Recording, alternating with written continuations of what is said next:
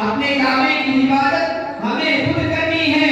اب ابابیل کا لشکر نہیں آنے والا اور تو پکارے گا تمہیں جاوید حرم آئیں گے. تو پکارے گا تمہیں جاوید حرم آئیں گے. اب ابابیل کے انداز میں ہم آئیں گے اور لے کے آئیں گے ہاتھوں میں صداقت کے علم. لے کے آئیں گے ہاتھوں میں صداقت کے علم. یہ الگ بات ہے. صدیق رضی اللہ تعالیٰ عنہ ابو بکر تھا لیکن پھر جب ایمان لے آیا اور قرآن کریم کے دعوت میں آیا تو قرآن کریم نے ابو بکر سے صدیق اکبر بنا کر کے کھڑا کر دیا. عمر تھا فاروق اعظم بنا کر کے کھڑا کر دیا. عثمان تھا جامع القرآن بن گیا. ارے بلال حبشی غلام تھا لیکن دنیا کا امام بن گیا. اور قرآن کریم نے اولئک هم المفلحون کا خطاب دیا. لهم مغفرۃ واجر عظیم کی بشارت ملی. اور یؤثرون علی انفسهم ولو کان بهم خصاصہ کی صورت دے کر رہتی دنیا تک ان کا نام روشن کر دیا. نحمده ونصلي على رسوله الكريم. أما بعد فأعوذ بالله من الشيطان الرجيم. بسم الله الرحمن الرحيم.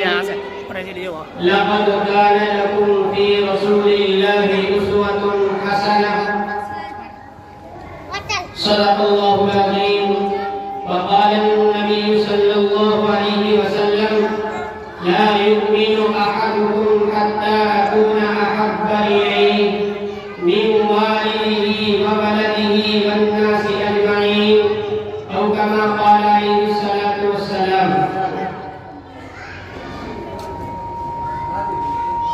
محترم سامعین مکرم، یوں تو ہر دور میں مبعوث کیے جانے والے پیغمبر اور متبعین نے اپنے رسول سے محبت کی ہے، مگر تاجدار مدحہ جناب محمد رسول اللہ صلی اللہ علیہ وسلم سے صحابہ کرام نے اس قدر محبت کی ہے، نہ نبی سے ان کا کوئی خاندانی تعلق ہوا کرتا تھا، نہ نبی کا ان سے کوئی رشتہ داری کا تعلق ہوا کرتا تھا، لیکن جب وہ ایمان لے آتے اور اپنی زبان سے محمد عربی سرکار دو عالم علیہ السلام کی رسالت کا اقرار کر لیتے تو وہ حضور کا ایسا دیوانہ اور سچا عاشق بن جایا کرتے تھے کہ ایمان لانے کے بعد اب صرف ایک ہی نام کی رٹ ہوا کرتی تھی اور وہ تھا محمد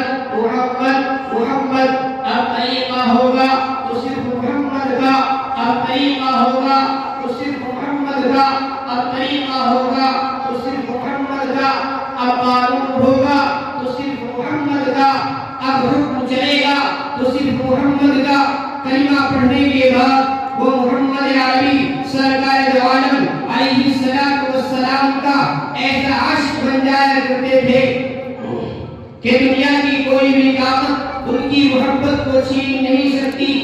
ایک ادنا سے ادنا صحابی پیغمبر جس کا حضور سے کوئی رشتہ نہیں، حضور سے کوئی قرابت نہیں، لیکن جب وہ ایمان لے آتا اور اپنی زبان سے محمد عربی سرکار دو عالم علیہ السلام کا دیوانہ بن جاتا تو پھر وہ حضور پر کس طرح ہر چیز کو قربان کر دیا کرتا تھا. میرے بھائی، ابو بکر صدیق رضی اللہ تعالیٰ عنہ ابو بکر تھا لیکن پھر جب ایمان لے آیا اور قرآن کریم کے دعوت میں آیا تو قرآن کریم نے ابو بکر سے صدیق اکبر بنا کر کے کھڑا کر دیا. عمر تھا فاروق اعظم بنا کر کے کھڑا کر دیا. عثمان تھا جامع القرآن بن گیا. ارے بلال حبشی غلام تھا لیکن دنیا کا امام بن گیا. اور قرآن کریم نے اولئک هم المفلحون کا خطاب دیا. لهم مغفرۃ واجر عظیم کی بشارت ملی. اور یؤثرون علی انفسهم ولو کان بهم خصاصہ کی صورت دے کر رہتی دنیا تک ان کا نام روشن کر دیا. اور جب یہ لوگ دربار رسالت میں حاضر ہوتے تو کیفیت کیا ہوتی تھی؟ سورہ حجرات اٹھا کر دیکھو، ارشاد باری تعالی ہے ان الذین یغضون اصواتهم عند رسول اللہ اولئک الذین امتحن اللہ قلوبهم للتقوی لهم مغفرۃ واجر عظیم. کہ جب یہ لوگ دربار رسالت میں حاضر ہوتے تو ان کی گردنیں جھکی ہوا کرتی تھی، ان کے سر جھکے ہوئے میں ہوتے تھے نبی کریم علیہ السلام کا وہ اس قدر ادب کیا کرتے تھے۔ میرے بھائی حضرت ابو بکر صدیق رضی اللہ تعالیٰ عنہ جب ہجرت کا وقت آیا اور نبی کریم علیہ السلام نے فرمایا کہ ہجرت کرنی ہے تو نبی کریم علیہ السلام اپنے محبوب وطن مکہ المکرمہ کو چھوڑ کر مدینے کی طرف جانے لگے۔ راستے میں کنکریاں آ رہی ہیں، پتھر آ رہے ہیں، یہ دیکھ کر عاشق رسول حضرت ابو بکر صدیق رضی اللہ تعالیٰ عنہ کا کلیجہ پھٹ پڑتا ہے۔ بیتاب ہو کر آپ کو اپنے کندھوں پر بیٹھا لیتے ہیں اور جب غار ثور تک پہنچے نبی کریم علیہ السلام نے وہاں ٹھہرنے کا ارادہ ظاہر فرمایا تو ابو بکر نے ارشاد فرمایا کہ اللہ کے نبی یا رسول اللہ یا حبیب اللہ آپ میرے کندھوں پر تشریف رکھیے، آپ میرے کندھوں پر بیٹھ جائیے۔ چنانچہ ابو بکر نے نبی کریم علیہ السلام کو اپنے کندھوں پر بٹھا لیا اور پھر غار ثور تک پہنچے۔ ابو بکر غار کے اندر داخل ہو جاتا ہے۔ جب ابو بکر غار کے اندر داخل ہوا تو غار کے اندر سوراخ ہی سوراخ تھے۔ ابو بکر نے اپنے جسم پر جو چادر لپیٹی ہوئی تھی اس چادر سے سوراخوں کو بند کرنا شروع کر دیا، لیکن ایک سوراخ باقی رہ گیا۔ جب ایک سوراخ باقی رہ گیا تو ابو بکر نے اپنا پیر سوراخ پر رکھ دیا اور نبی کریم علیہ السلام کو اندر آنے کا اشارہ کیا۔ جیسے ہی نبی کریم علیہ السلام اندر داخل ہوئے، تھکے ہوئے تھے، ابو بکر کے جانوں پر لیٹے اور فوراً نیند آ گئی۔ اسی دوران ابو بکر کے پیر پر ایک زہریلے سانپ نے کاٹ لیا، جس کی وجہ سے سخت تکلیف پہنچی۔ پورا بدن زہر آلود ہے اور زہر کی بنا پر آنکھیں استوار ہے مگر پیروں میں کوئی شفا نہیں۔ پورا بدن زہر آلود ہے مگر زبان پر کوئی شفا نہیں۔ ہائے ہائے، یہ صرف اس لیے کہ پیغمبر کی آنکھ نہ کھل جائے۔ ابو بکر کی آنسوؤں کی لڑی چہرے انور پر گرتی ہے۔ جیسے ہی ابو بکر کی آنسوؤں کی لڑی نبی کریم علیہ السلام کے چہرے پر گری، فوراً میرے پیغمبر کی آنکھ کھل جاتی ہے۔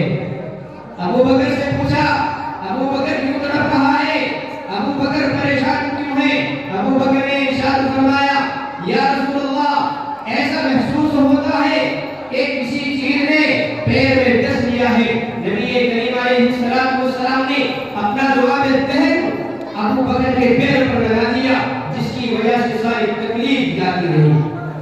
میرے بھائی، صحابہ کرام نے وہ مثالیں پیش کی ہیں۔ زید بن دسنا ایک صحابی رسول ہے، نبی کریم علیہ السلام کا صحابی ہے۔ کفار مکہ ان کو قتل کے لیے پکڑ لیتے ہیں۔ پکڑنے کے بعد میں سفیان بن حرب ایمان لانے سے پہلے سفیان بن حرب کہتا ہے کہ زید، تجھے خدا کی قسم، کیا تم چاہتے ہو کہ تمہاری رہائی کے بدلے تمہیں چھوڑ دیا جائے اور نبی کریم علیہ السلام کو سولی پر چڑھا دیا جائے؟ زید نے کہا، اور رب کعبہ کی قسم، میں تو یہ بھی نہیں چاہتا ہوں کہ مجھے رہا کر دیا جائے۔ میری رہائی کے بدلے میں نبی کریم علیہ السلام کے پیر میں ایک کانٹا بھی لگے۔ میرے بھائی، سفیان یہ جواب سن کر حیران رہ گیا اور بے اختیار پکار اٹھا۔ میرے بھائیوں، کہ آج تک میں نے کسی کو ایسی محبت کرنے والا نہیں دیکھا ہے جیسے اصحاب محمد رسول اللہ صلی اللہ علیہ وسلم سے کیا کرتے ہیں۔ میں اپنی بات کو ختم کرتا ہوں شعروں کے ساتھ میں کہ آؤ چلیں چل کر ریت نچوڑی جائے، آؤ چلیں چل کر ریت نچوڑی جائے، اپنی قسمت میں سمندر نہیں آنے والا، اور اپنے کعبے کی حفاظت ہمیں خود کرنی ہے، اپنے کعبے کی حفاظت ہمیں خود کرنی ہے۔ اب ابابیل کا لشکر نہیں آنے والا، اور تو پکارے گا تمہیں جاوید حرم آئیں گے، تو پکارے گا تمہیں جاوید حرم آئیں گے۔ اب ابابیل کے انداز میں ہم آئیں گے اور لے کے آئیں گے ہاتھوں میں صداقت کے علم، لے کے آئیں گے ہاتھوں میں صداقت کے علم۔ یہ الگ بات ہے تعداد میں کم آئیں گے۔ بآخر دعوانا ہوگا تو پھل دے گا، ابھی ننھا سا ہوتا ہے، بڑا ہوگا تو پھل دے گا۔ ہماری قوم کا بچہ ہمارا رخ بدل دے گا۔